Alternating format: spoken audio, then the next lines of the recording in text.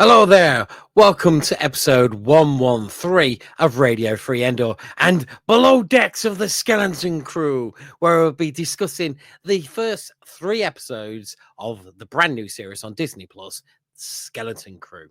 Now, as always, with me is Chris. Hi, Chris. How you doing? Really good. A lot has happened since we last spoke, and we finally have some Star Wars TV shows to talk about. Yeah, finally some Star Wars, and then we're all good for Star Wars. And this particular series, do you know what? I quite like it. Quite like it. But before we get into that, shall we discuss some other stuff? Have we got any news before we? I have loads ready to go. So let me start with this one here. Okay. This was something I quickly found. Obviously, I just saw it on the internet, but say basically, just to put it simply, that wasn't a great start. We've been a bit rusty. This article is basically saying that Dave Filoni is currently still writing season 2 of Ahsoka, and he is writing it alone. It says by January 2024, Lucasfilm confirmed that Filoni was actively developing the second season, coincidentally with his new role as chief creative officer at Lucasfilm overseeing future projects. Mm-hmm. Not much is known about the second season, but Filoni recently commented on the development of the show. Filoni shared that he's deeply involved in writing season 2 as its sole writer. While he enjoys the creative process, he acknowledges that developing and resonating the story arcs has been a challenging task. I guess this is the video here. So from the Skeleton Crew. Okay. But we don't need to watch it. We can just talk about it. It says, "I'm so well into it, well into that as well. I've been writing it. I'm a single writer. I'm still the single writer on it, so I'm enjoying doing that. But it's a challenge, of course. Working somewhat of the arcs through has been a challenge. Yeah. I think this is and then obviously it just says about Ray Stevenson passing away. And I just wanted to really speak over this quickly, and I think we're about to talk about Skeleton Crew. That is the penultimate show that we saw a glimpse of at Star Wars Celebrations. Yeah, we saw a glimpse of Ahsoka, Mandalorian. Yes, we did. 3. Yeah. Skeleton Crew, Acolyte, and Endor. The very final one is the very early cuts of something from Endor. And what we got about Skeleton Crew wasn't actually any footage. It was them building one of the sets and speaking about it, saying that they were really excited for it. But I really have the utmost respect for Dave Filoni and what he's done for the Star Wars universe. But I am a critic as well at the same time, because moving into a role like a chief creative officer is a full-time role, and you're almost expecting to also write a whole season of a TV show. That's right. Yeah. Direct it. It's almost like reading it, I can so easily tell how even just from that one comment, how passionate he's always been about Ahsoka and her character and her arc. But now he's in this different corporate position where there's 20 other things, and he has to deal with all of them as well. And there's that question that I would say is, would it be better to have Dave Filoni step away, but to manage more projects, or very much keep their head person on one project? To me, so far. I get from the comment, I get it, wanting to do the story right. Yeah. But I'm unsure if it's the right I'm unsure if he's the right person to do it necessarily. And that's not saying he wouldn't be good at it, but he needs to delegate to people he trusts, Yeah. And speak over the high level points, but really my second, I guess, opinion is, with him focusing on Ahsoka season 2, are we gonna see weaker other projects because they're not getting Dave Filoni's time? That's very true. That is very true, because he's got a lot on his plate at the moment. He's juggling a lot of Star Wars, and he's writing, he's producing, he's directing. Plus, he's doing the Grogu, the Mandalorian in the Grogu movie at the moment. That one, he has Jon Favreau, who gets the beats with him, Yeah. So he can talk over the story and then say, John, hopefully he can say, John, I trust you. Go do that. Yeah. You know what I mean? Mm-hmm. When I almost feel that with Ahsoka, he's like, not that he doesn't trust anybody, but it's like, I'm going to write this. I'm going to be that one that's going to finish the story. You know what I mean?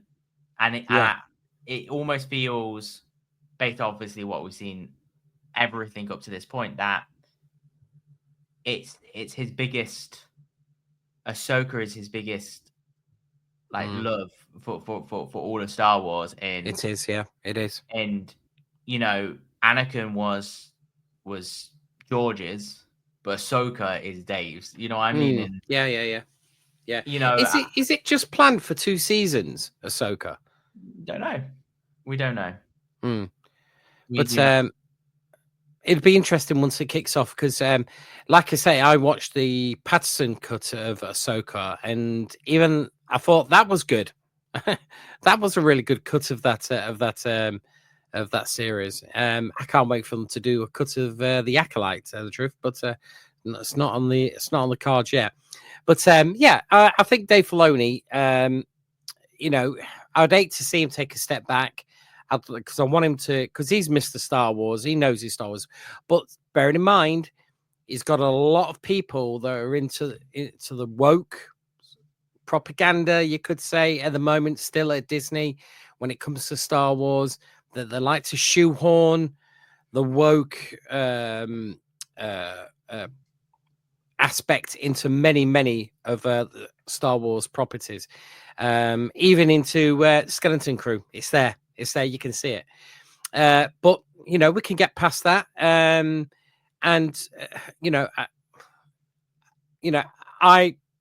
believe there is still good Star Wars out there that's due to come out. I know there is, and Dave Filoni is the man. I hate to say it.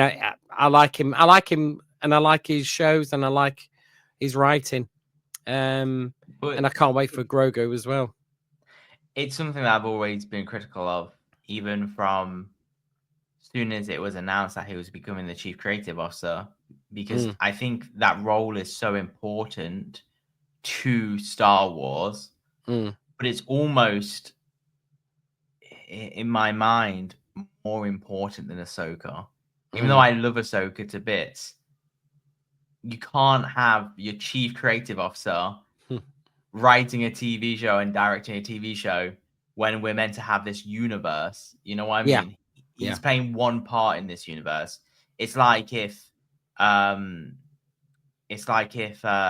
Marvel one, I've got his name. Kevin Feige. Yeah, Kevin Feige was like, Avengers Endgame, everyone else has sucked. We've really ruined it. The next one, I'm going to write that. Shouldn't you be doing the whole other stuff? No, the whole company's now going to be on pause because I'm going to go write that. And I think that's a big problem. And I wouldn't be surprised if that his role as the chief creative officer is, I'd hate for it to just be a facade. to get some good publicity. Like, Yeah. Star Wars is tanking a little. I know what we'll do. We'll promote Dave to this role, but he'll just continue doing what he's doing. You know what I mean? Yeah. But it goes back to my question. Like I said, that I think it's quite an interesting question, and everyone can have different opinions. Is would we rather have a great Star Wars universe or a great Ahsoka season 2? You know? Yeah. And which one is Dave's time better set on? And yeah, so true. Yeah. I'm not, and me saying that in every single way, I'm not criticizing him in any way, because I get it. He has heart for this character, and I know I would find that decision very hard, because George Lucas did. Lucasfilm was successful when he made episode 1, 2, and 3. Very true. Successful. Very true. And he still went, I'm going to direct them. You know what I mean? Yeah. So I think it's very interesting. What's your thoughts on it when I put up the next when it comes to it, I want great Star Wars, but I also want a great season 2 of Ahsoka. But there again, Ahsoka TV series is made for people like you and me that have watched Rebels, that know about Ahsoka. People who don't know, have never watched the cartoons, it was pointless to them. You know what I mean? Because they just did not know what was going on. Who was this person? Who was that person? They should have done an almighty preview episode before Ahsoka, saying everything you need to know before you watch Ahsoka. But luckily for us, we've got it. We know about it. So yeah, I'm looking forward to a great season 2 of Ahsoka. Yeah, I am too, and I hope, if I could hope anything, is that Ahsoka season 2 is everything Dave would want it to be. Agree. Because I trust Dave with everything. I just really ponder the question of, is a legendary season 2 of Star Wars of Ahsoka better than making every average TV show great? You know what I mean? Yeah. Like bumping every TV show up by 2-3 points versus Ahsoka being a 10 out of 10. You know what I mean? Yeah. And I think as fans, it's so easy to always just think about the finished product. Yeah. We can't forget that these are like businesses, and money has to be allocated, roles have to be allocated. It takes a lot to film and do all them things. And I think that brings us well into our second article, also about Ahsoka, from Collider, is that production is set for 2025 for season 2. Oh, yeah. So Ahsoka season 2 will be officially relocating to the United Kingdom, with filming slated to begin in April 2025. The move to the UK for Ahsoka signals a departure from the methods used for the first season, which was entirely filmed on Los Angeles cutting-edge volume sets in the Manhattan Beach studios.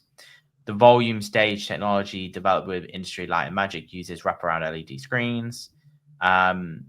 This obviously isn't surprising news when they said all this, but I think what's really interesting, as someone pointed out, was with Ahsoka being moved to the UK, no Star Wars is being filmed in the US at this point.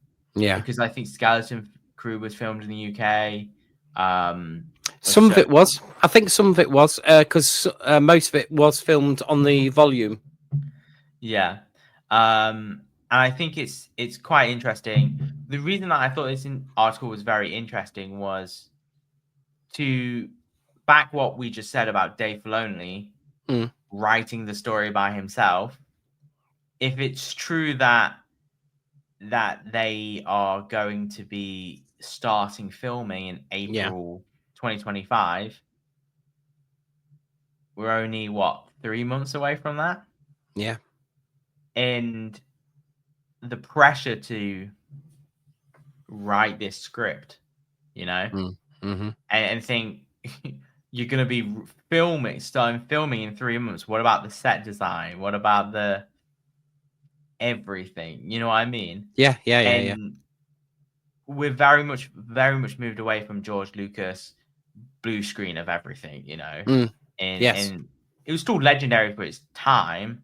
Yeah. But they could pretty much work out a lot of stuff in post when with the volume and everything is very different these days. But overall, I am excited for a season 2 of Ahsoka. I am as well. And I just want Dave Filoni to, if anything, write the story he wants to write, but then maybe not direct it. Go back, let other people you trust have their hand. And the thing is, he knows he's done that for so long with Rebels and Bad Batch. He moved on from directing the Bad Batch with other people directing them. So he's done that with animated, but it almost feels like that chance of reality be like, now you're making silver screen movies. Yeah. It's almost like he did animated for 10, 15 years. Yeah. But then only did actual movies for 3 years, 4 years. Yeah. And now he's almost transcended that already, and that's what I think. When I think of him as like this chief creative officer, it's what's a Star Wars story? How can I pump it to be 10 out of 10 and put all the right resources behind it? And sometimes you have to give up your projects, to see them get there. But that's very true. Like I said, I'd rather Ahsoka be a 7 out of 10, but every other TV show go from 5 out of 10 to 7 out of 10 as well. You know what I mean? Yeah, I know distribute it evenly across them all. Yeah, I agree. But yeah, do you have an article next? Yes, I have. Now, Warwick Davis is not happy. He's a little bit upset, you could say. Now, and one of the news come up on Fantatrax, and it says with the 1988 original film Willow heading back to 4K Blu-ray on the 16th of December, I'll probably buy that actually because I really do like Willow. It's understandable that star Warwick Davis would reminisce not only on the film, but the Disney Plus series in 2022, which ran for 8 episodes from 30th of November 2022 until its cancellation and removal from Disney Plus platform on May the 26th, 2023. And he posted on X and he made his dissatisfaction quite apparent. So, Warwick Davis. So he says he sent this tweet out on X. This image just come up as a photo memory, a behind the scenes shot from the Willow series. It's a travesty that at Disney Plus value shareholders over subscribers in their creative decision making. Hashtag just saying. And I only ever saw each episode once. What? You only ever saw the episodes once? To be fair, I didn't even finish it because it was utter garbage. It really was utter garbage. And I don't blame Disney for getting rid of it because it is just trash. But Warwick Davis is brilliant as Willow Offgood. And unfortunately, Willow, the series, suffered from proper wokeism. And it was just garbage. They could have made it into one of the best TV shows, but they just had no respect for the original story and just crapped all over it. So for him to be angry about it, I can understand it because he's a part of it. He gets to be fair, he gets money for every time it's shown, and when it's not on Disney Plus, he's not getting nothing for it, absolutely nothing. So I can understand why he's a little bit upset. What do you reckon, Chris? I've never watched the original Willow or the Willow series, so I don't have an opinion on how they are. Yeah. But I think that we are now living in a world where we do not own the content that we watch. You know, if there was ever a call for like a resurgence in like Blu-rays and high digital media, this would be the reason why, because no one can take your DVD. That's right. It's like 28 days later is on no streaming platforms. Yeah, So, I heard about that. yeah. That you cannot stream it anywhere. It is not available to watch anywhere, which is surprising. For the simple fact is, now the trailer has just dropped for 28 days. We'll probably talk about it actually, and nobody can watch the original too. Well, no. You can watch it. I bet you can. Let's have a look. Where? Pay for it. You know. Like on Amazon. Yeah, you can pay for it. I think, but maybe you can't actually. 28 days later, where to watch? Let's just where to watch. So currently the only legal way to watch 28 days later is by acquiring a second-hand physical copy. However, Sony has now hinted the much loved film will soon be available digitally. That was 12 hours ago on the Independent news. Let's have that. So it says there currently. Is that it? Is that their entire story there? Yeah. Well, that's looking at the main websites there. It has remained unavailable for sites for years due to rights issue. The film was produced and distributed by Fox Searchlight Pictures, which is now owned by Disney. However, the rights to 28 Days Later are owned by Sony, who won a bidding war for 28 years later in February. The film follows on from another sequel 28 weeks later, which was released in 2007. Right, okay.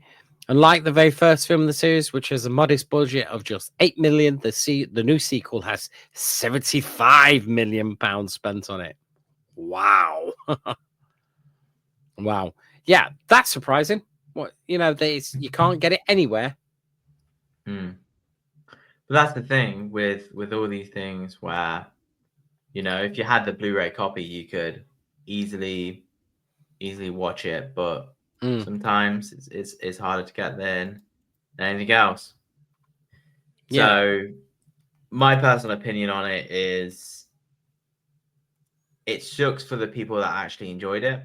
I know what you're saying about like what your opinions are on it, but the world is big enough that there would have been some absolute diehards that watched it weekly.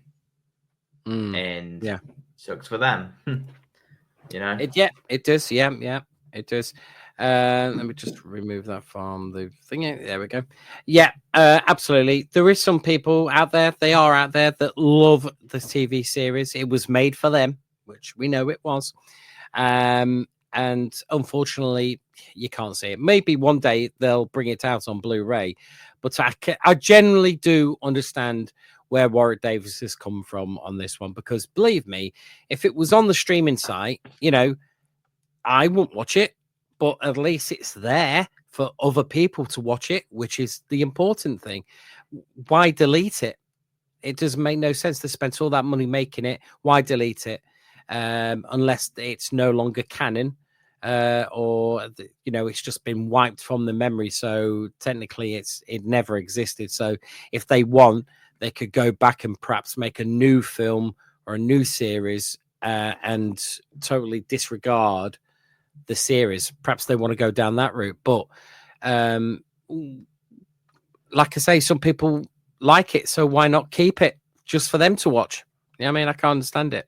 And plus, Paul Warwick Davis, so we could watch it again. Maybe had no mates that would record it for him. Yeah, well, that's the thing about the world, is that there one day, gone the next, and especially with like catalogs like Netflix and all these things where so many things get cancelled or moved to priors, and you know it's a constant battle. But with all these things, will it ever return? We don't know. Yeah, we don't know. I've got another article ready to go. Okay, let's go. So from the Hollywood Reporter, Disney and Lucasfilm has revealed that the animated anthology series Star Wars Visions is coming back for a third season in 2025. This was announced on their 2-day content showcase event in Singapore. Volume 3 will return to Japan with 9 new animated shorts from animated studios across the country.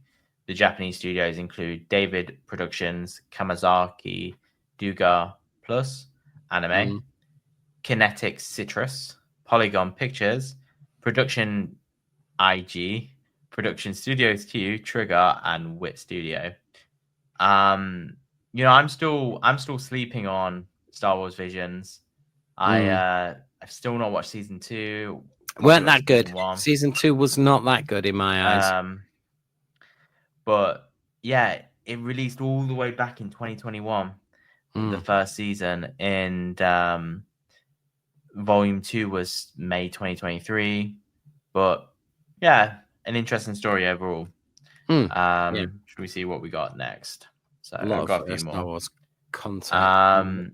We have this one. So this is a weird story. This one. Is it now? Is he a warlord or is he a CGI Jabba the Hutt? So Star Wars Mandalorian and Grogu movie has added the Bear star Jeremy Allen White in the role of Jabba the Hutt's son, Rotter the Hutt. Deadline has confirmed it's a notable sized role. No cameo here. Yeah. Big fat snake-like intergalactic crime boss. And this is interesting because they're writing it to non-Star Wars fans. Boss Jabba doesn't have any human sons, and if he did, well, that's a first. Let's assume White is voicing the character, the creature, relative of Jabba the Hutt, and has appeared through Star Wars series, Book of Boba Fett, Episode 1, Phantom Menace. White joins already cast Pedro Pascal, who plays Mando, Ghostbusters actress Sigourney Weaver. Jon Favreau directs and co-writes with Dave Filoni. The movie is due to hit theaters May 22nd, 2026. Favreau and Filoni dropped footage from the movie back at D23 in August at the Honda Center in Anaheim. That footage showed off Bobo Frink returning and a snowy planet that looked like Hoth from 1980s Empire Strikes Back, complete with huge AT-AT teams stomping around. For those who forgot that those four-legged armored machines the bad guys have, also starring is the first feature take of a Disney Plus series in the red alien pointy-eared Zeb from the animated series. Yeah. Cool. So this is a very interesting article. It's weird. Part of but, me, you know, I'd be interested. Part of me very much thinks about Dune and the God King. What if that became a worm? Well, that's an interesting question. Right. I've got one. I've got another story. Yeah. Well, before we move on. Yeah, go on. Do you think he's just going to be the voice? Yes. Or he's going to be the voice in the mocap, I guess, standing there wiggling his arms. Unless they're going to get him in one of them blow up Jabba the Hutt Halloween outfits. You've seen them? The little blows them up. Yeah. Yeah. Well, interesting. What you don't know is Disney's going to be like, every hut you've seen from Huttese at this point has been fat and obese. Now we're going to show you a sexy Huttese. Here he comes. Here's Yeah. Do you know what? Here's Run of the Hut. I always wanted him to play Gene Wilder. I thought he would have been such a good pick as Willy Wonka, because he looks just like Gene Wilder. Yeah. Right, I've got one, because we'll have to move on because time's getting on. Right, ready? Yeah. So the Black Series skeleton crew it's either been leaked or they've been outed, you could say. So we've got so far we've got Wim, Neil, Fern, and KB. These figures are all on the Black Series. They look pretty damn good, to be fair. I love Neil. I think he looks amazing. The little blue sort of elephant kind of creature. Don't know what I don't even know what species he is, to be fair. But I know he's not the same species as Max Rebo. I know he's not that. Somebody else. Yeah. But you've got the boxes here, the box artwork. It's very generic. It looks just like all the other Star Wars Black Series crew. But they do come with accessories. So, what's her name? Fern. So Fern comes with a torch and a backpack. Neil. Oh, what's his name?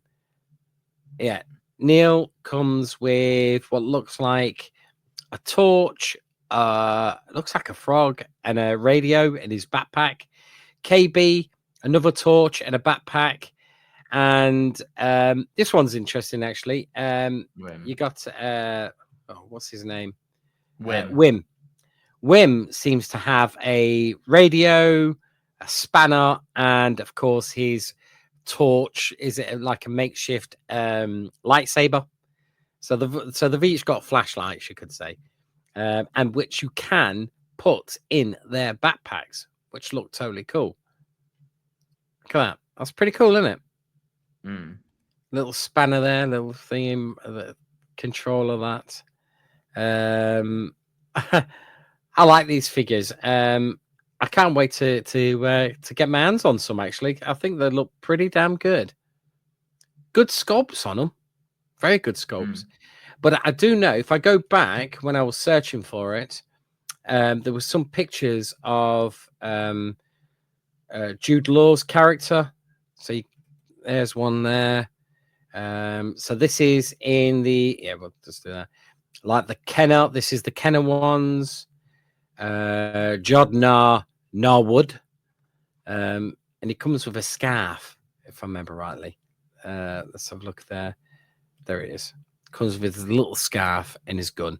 Now I do know they're bringing out. Oh yeah, so that's 3 3/4, and then they're bringing out the slightly bigger one, the bigger Black Series figure. But I do know they're also bringing out the droid, SM33, and also quickly there, of course, Pop Figures are bringing out the skeleton crew as bobbleheads. Can't stand these bobbleheads. Why bring Star Wars figures out as bobbleheads apart from license deals?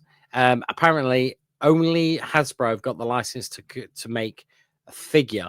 Now if these weren't on, to get round the rights issue, they have to make them as a bobblehead, so they're stuck on a platform and the reds bobble, and that's the only way they can the pop figures can make them. Because if you notice, on the entire range of pop figures, it's only the Star Wars ones that are not classed as action figures. They're classed as bobbleheads. Interesting fact. Interesting fact. So, I think we were talking about skeleton crew. I think it's hold on. I've got something else as well. You got one more? Yes. I just, before we get onto the skeleton crew, I do want to talk about that 28 years later trailer, because for the simple fact is, it's been so long. It has been a massively long time, and Do you know? I hate to say it, that they missed a beat, not bringing out a third one at the time called 28 Months Later, because then the trailer would have said weeks become days become weeks, weeks become months, months become years, and they would have filled it. But like we said, it's about the licensing, to do with the licensing, should I say. And also with the trailer, it's a very good trailer. I have to say, it highlights everything you need about the film. A lot of people think Cillian Murphy. You see Cillian Murphy and as a zombie. No, you don't. It's not him. I can tell you now, it's not him. But it's got overshadowed by this voice called Boots, Boots, Boots, which was by Rudyard Kipling, written in 1905 or something, about the constant marching of the infantrymen. And I liked it. Do you know what? The trailer, I liked it a lot. What did you reckon? Yeah, I thought it was interesting. I would say I've gone off my love for zombie things. Maybe I'll refine that over time. Maybe it was because all the hype was around always like The Walking Dead and everything that really popularized zombie stuff. But yeah, I think it's a very interesting trailer, and doesn't really reveal much of the story. You know, I think the problem with any zombie thing is it always goes back to The Walking Dead. Of sooner or later, you no longer fear the zombies; you fear the living.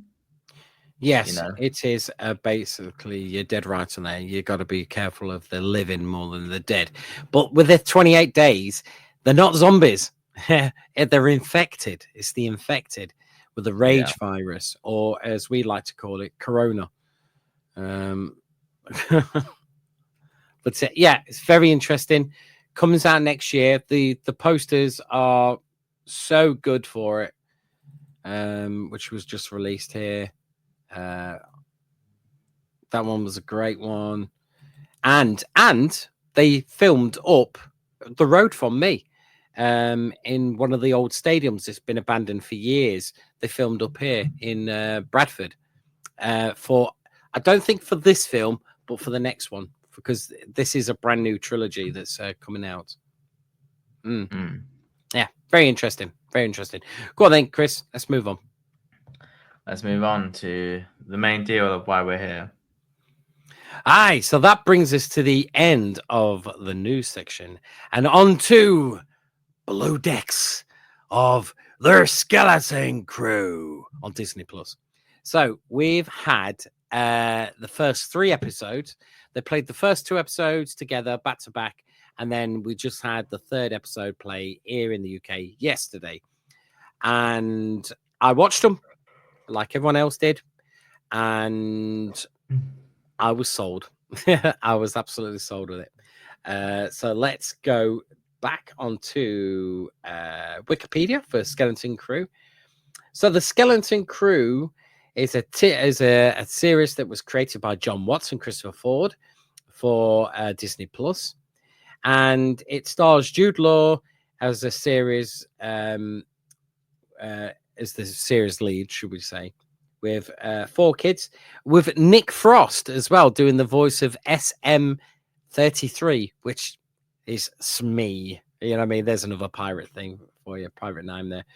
It's produced by Dave Filoni, Jon Favreau, and Catherine Canada. Yeah, and it's premiered on December the 2nd, 2024. Now, the premise is 4 children end up on an adventure to make their way after being lost in the galaxy following a discovery they make on their home planet. Now, really interesting what this is now. And the way it starts off is very much like A New Hope, with the stars, a planet, and a ship coming past you, which gets boarded by pirates. And the captain is Captain Silvo, not Long John Silver, but Captain Silvo, which we know it's Jude Law. And basically, they're looking for credits, and they find just one, and he gets mutiny. as they like to say, and he gets captured by his own crew and thrown into pirate jail, you could say. And meanwhile, on this planet Atatin, it seems to be very, very tranquil. It looks like suburbia, American suburbia, but in the far future. It looked great. What did you think to it, Chris? Just the look of of Atatin. Yeah, it's very interesting. It is refreshing, I guess, to see something different in Star Wars. But then it is slightly jolty when it's like there's suburbia hell in Star Wars universe as well. Yeah. And I don't know, like I really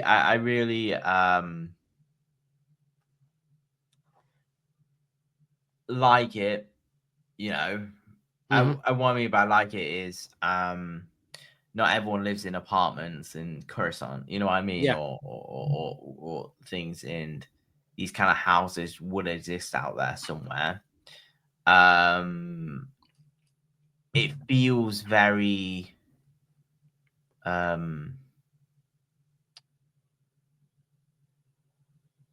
so far the story feels very much wrote from the end forward, not forward to the back. Because they've set up many mysteries and they know the answers, but we don't, you know, very much. And that's really interesting. It's like, why is Atin like this? You know, one of the what things is the great work? Well, because the teachers are talking about the great work that's happening here, and all the kids are being trained at a very early age for what their future careers are going to be as well. Yeah, and what I think is really interesting about this is from what I've seen of Atin, like, does it really remind me of like the Goonies or things like that? Not really, but it reminds me of the Truman Show a lot more. It's like everything is kind of planned. You know, there's a barrier that people can't cross, and we'll definitely go on to more about Aten going forward. But this episode really sets up the kids. You know, it sets up Wim having a crush on Fern, and KB and her mother saying about like her medical things. Sorry, no, I think that's in episode 2. Taking risks. The girls are taking risks when the boys are just trying to be boys. It feels very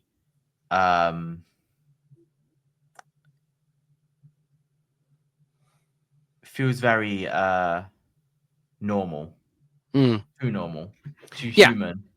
For Star Wars, you know what I mean? Yeah. It's what I liked about it was from the get-go, loved the design of his houses and the apartments and everything like that.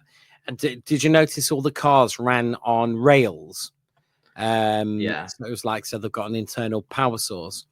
They do have speeder bikes. The kids have their own speeder bikes, and credits are just handed out like pocket money, where those credits on another planet are worth a lot more money. I mean, are worth a lot of money. Now, straight off the mark, Wim has got a fascination about Jedis. He's got a book that he keeps reading all the time about Jedis and Jedi temples and stuff like that. And it's through this connection of wanting an adventure to help people to be like a Jedi that leads him onto this adventure where he misses his school bus, decides to take a shortcut, falls down a gully, finds a doorway.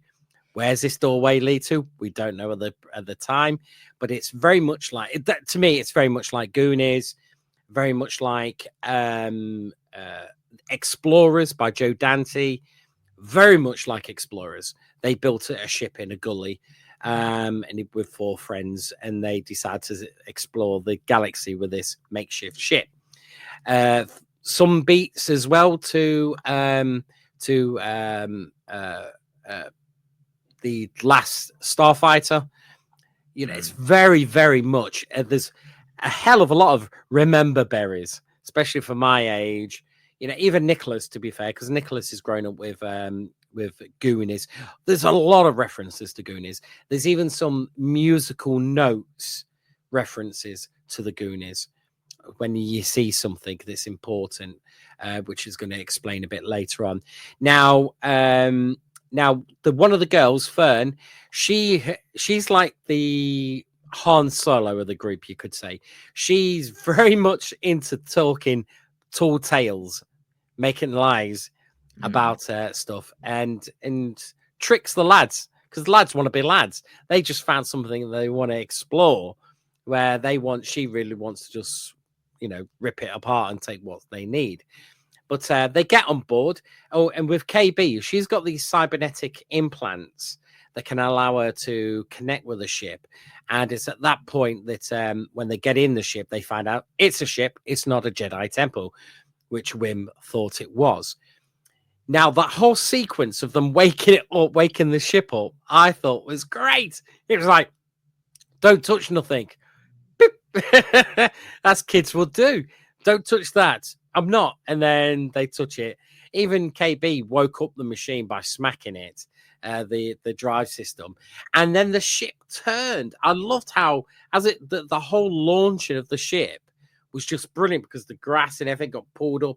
The ship turned around, flipped over, and then it shot off into space. Now, this great barrier, the great barrier that covers this planet. Now, there's been a lot of planets in the Star Wars history in the books that are hidden. They've been deliberately hidden away. So to do great work, Exegol is one of those planets that was hidden. At-Atul is another one. So I think At-Atul, it could be At-Atin, we could say. I think that's the money planet. I reckon that is the wealth that they're talking about is literally money that's been squandered away onto this planet, knowing that at some point they're going to come back to it because they need money for the Galactic Republic. But unfortunately, it's been forgotten. Now, the kids even reference in the episode that's just passed, they said they're familiar with Alderaan and they mentioned Coruscant. I don't think they know that Alderaan is that was blown up. I think that's new news to them. I think they're so hidden away, and the kids, remember, think this planet is boring. It's the most boringest planet ever. There's just nothing to do. But now, fortunately for us, they're on a high adventure. And when they go to this, then they wake up, of course, SM-33, voiced by Nick Frost, who does a very good pirate's voice. Captain! And he's walking around. I tried to chuck these people out of the airlock. Great. I loved it. I thought he was great. And he's like a K2SO droid that it's slumped over, but when it needs to, it can stand up and be quite tall and defend itself and defend its crew. And there's, when they went over to the pirate cove, you could say, and all the different ships and that, and the different aliens, man, my eyeballs were going left and right, trying to keep up with the amount of aliens in this place. It was unbelievable. And of course, that's where they met Jude Law's character that's in prison. Now, I loved this introduction with him because the kids the kids have been locked away in their prison as well, and they need to get out. The key's there, and they get their rat to get the key, but it doesn't. It just takes a whiz and buggers off. And Jude Law's character comes in and he says something on the lines of the distance between us and the key is purely figments of perception. Perception. And then the key floats to him, and you see him of course on the third episode. You actually see them escaping, and he does Jedi tricks. So, and they even ask him at one point, "Are you a Jedi?" And he goes, "Well, I didn't really say I was, but he's definitely got the Force in him." So I think, Chris, that he is. He was like training to be a Jedi, and like a Padawan. And of course, when the Great Purge happened, he skedaddled out. What do you reckon? Yeah. I think sorry, I have a really bad headache right now, as well. So I'm a bit slow on thinking, but I really like the introduction to Jude Law, and I'm glad that they didn't hide that he was a Jedi, because they said it at Star Wars Celebrations. He was like, came on stage, was like, yeah, the other person there was like, yeah, and you got a big secret. What is that big secret? Well, I've always wanted to play a Jedi. Thanks, Jude Law. I guess you're playing a Jedi then. Yeah. But yes, I don't think he's technically a Jedi in the universe, because the Jedi is more like a religion than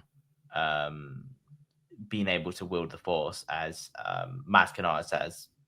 That wielding the Force comes in many variants.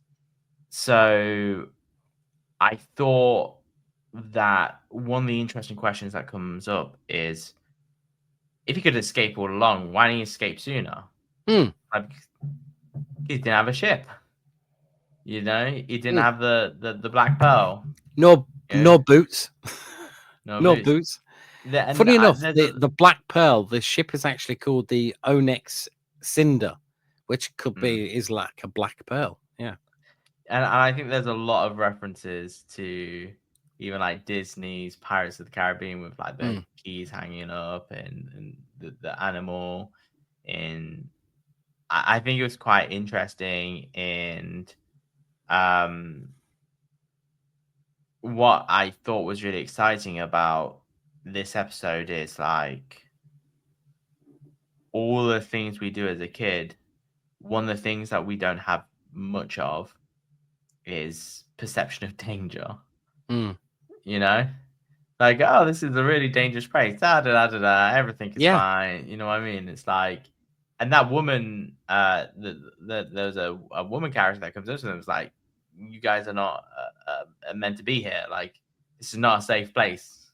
For her adults. species renowned for kidnapping people in the Clone Wars. Yeah, this is not a safe place. You guys need to get going. Borgo Prime was where they was at. And I thought it was really interesting with like all the different things. You could really see the details of the sets, and I thought that was really cool. Really return to classic Star Wars, with actual real aliens, and the real ones blend very well with the CGI enhanced ones. And I think, the interesting part was when they started fighting, and SM-33 does know how to fight, and he knows how to fight dirty. Yeah, it does. Yeah, he's got these two shields that actually go glow red and burn. They can burn. Yeah, he's really, really good. Good for. But it's basically Treasure Planet, Disney's Treasure Planet. Now, I like that movie as an animated movie, and I've always thought, why do they not make a live action version of that? And this is basically that, Treasure Planet. I have to agree with you, Chris. I know this filmed on the volume, because you can tell, because people can't run as far, if you know what I mean. But I loved it. I just thought the look of that port was beautiful, and the designs of all the ships that was outside are also fantastic. Because I know you've got an headache. Sorry, it's not that I don't want to talk. I really want to talk and talk about it, but it's almost like it's really bad. So I feel like I'm trying to say how I feel. I'm like, Yeah. not coming out well. But what really excites me about this TV show is the same thing that makes me not very excited. Is that thing of like, where's it going? We don't know. We always talk about having different Star Wars, better Star Wars, different stories. This is very much that, you know. Every time, like when we was on Borgus Prime, or the moon that we see in episode 3, I'm like, yeah, this is Star Wars. But then you go back to Ad Aston, and you're like, this doesn't feel like Star Wars. This feels like a weird something. You know what I mean? And it's obvious why it's like that. Like watching the Truman Show. First time you're like, why is all this stuff happening? But then when you get it and you watch it the second time, you're like, oh, it all makes sense. You know what I mean? Of why everything is like that. And I think the Skeleton Crew was a story that was wrote back to front, not front to back. And hopefully all these questions pay off as we go further into it. Like, why is that ship there? Jude Law's character does not own that ship. That is not his ship. No, it's not. Because he walks around not like he owns it, but like he knows about it. Was he set up of the heist in the episode 1? You know? Yeah. Why do these kids have old Republic credits that look mint condition? You know, when they're no longer being used anymore? Where are they actually from? I also thought it was very funny that the hyperdrive computer couldn't tell where it came from. You know, so it's very old Republic, that ship, isn't it? It's very, it's like the Razor Quest. It's pre Republic, and that's why it could escape the barrier, because it's got no effect to the barrier. Well, the ship. If I've learned anything in Star Wars, the ships like the Millennium Falcon, Razor Crest, etc., they really don't make them like they used to until you hit them with a orbital bombardment. Yeah, an orbital bombardment. Yeah. So I just want to just before we go, because we are limited to time anyway. We could get into the episode 3, because to me they should have played episode 1, 2, and 3 together. Because it feels episode 1, 2, and 3 feels like one whole movie. Do you know what I mean? From start to finish, and when they actually escape with Jude Law's character. Now, and we have already been talking about it, to be fair, because it all kind of like blends together. Yeah.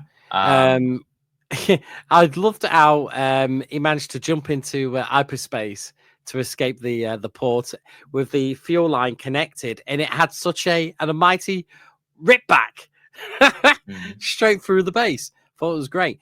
But some Easter eggs, if you keep an eye out, that come online, is if you look closely, you can see the Star Tours vehicle ship that's also part there. So guaranteed that this port will be featured in Star Tours at some point. And so there's one of these little flying little creatures with little bitty wings. Well, that was from Captain EO with Michael Jackson from many moons ago, another George Lucas property. There's so much to see, so much to look at. It's beautiful. And even towards the creature, the owl creature at the end of episode 3, I'm trying to think what her name is. Her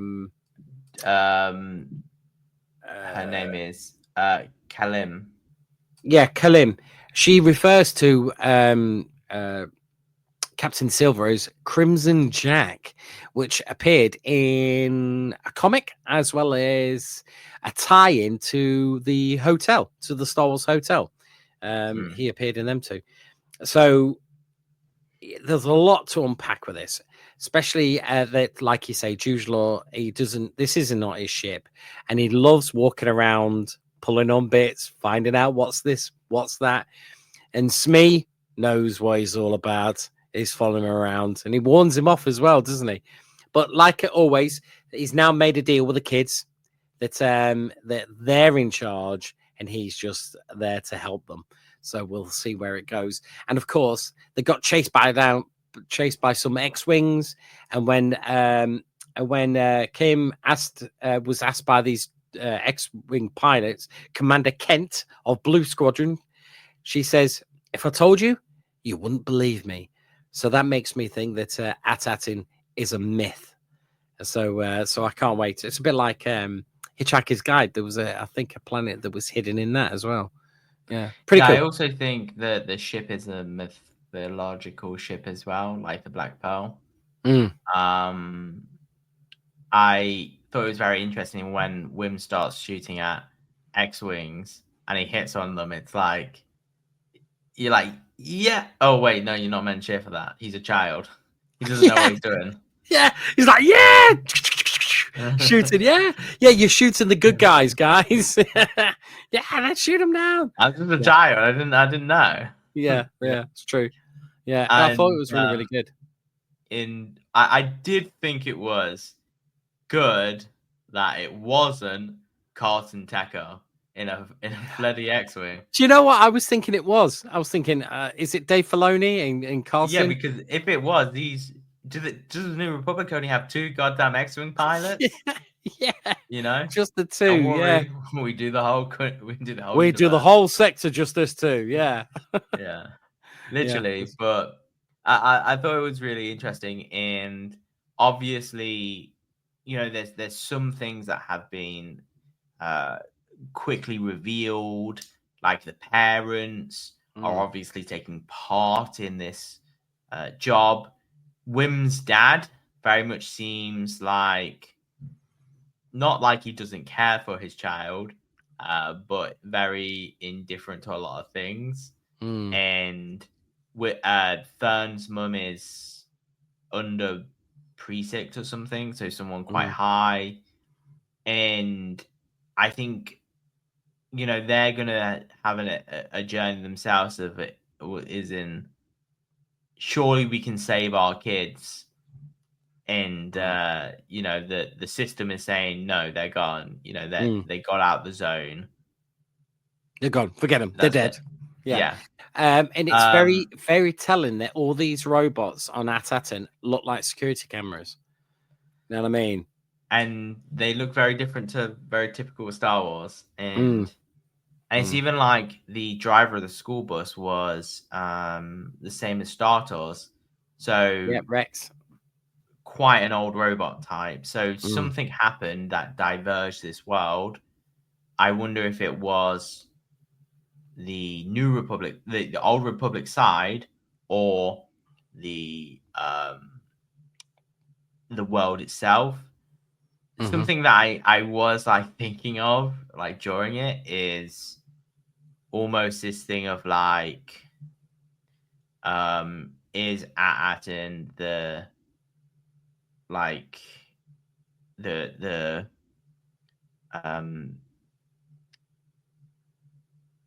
treasure planet for all the stolen like money from like the Empire.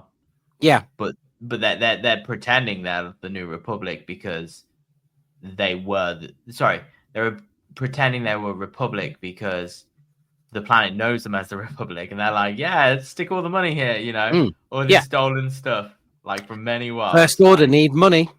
Where did the First Order get the money? And where does the cloning for somehow Palpatine came back? Of course, exactly. They've got to do a lot of gymnastic, mental storytelling to make those messes link up to the Star Wars universe, and not just say like the banking clan had control. You know what I mean? And I definitely think is there actually knowledge? Because some people have said it's like an AI, like the planet has an AI or something like that. And then Star Wars doesn't really have AI. Like robots, droids can think for themselves, but they're not like, I want to be a human. I have the same rights as a human. So I don't think it's more like that. I definitely think it's more on the lines of stolen treasure, where the good guys are maybe not the good guys, or there's something else that you know, the bad guys pretend to look like the good guys, or coercion, or something. But it'd be funny if it was all something different. But we will see. That's why I keep saying I feel like it's a story that's wrote from the back to the front, not front to back. You know. Yeah. But we will see.